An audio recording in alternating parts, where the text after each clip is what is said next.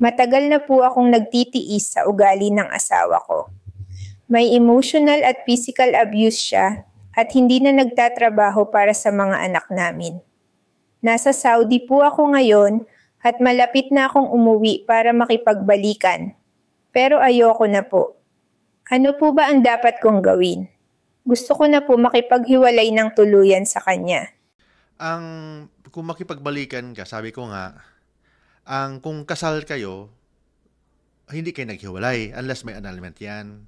Pero kung assuming nag-live-in lang kayo, girlfriend mo lang, boyfriend mo lang, walang sapilitan. Ang pagmamahal is based on your emotion. Walang power ang government na pilitin ka na mahalin mo ang boyfriend mo or mahalin mo ang girlfriend mo. Depende sa inyo yan. Pero for example, may anak kayo, sabi ko nga, dapat mag-decide kayo hindi lang sa sarili ninyo. Dapat i-consider din niyo ang kapakanan ng inyong mga anak.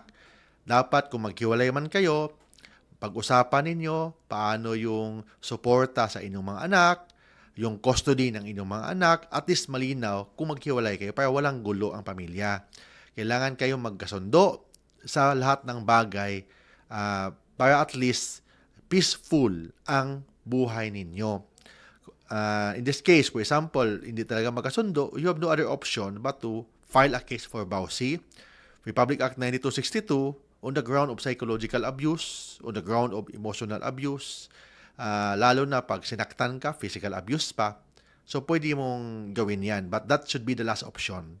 Kung kaya nyo pang magkasundo, mag-usap, pag-usapan nyo over a cup of coffee, pag-usapan ninyo kung paano ano maka-benefit sa pamilya ninyo. Kung wala talaga pag-asa na magkasundo, hindi kayo magkaintindihan sa usapan, ikaw ba pa, you have no other option but to file case under Republic Act 9262.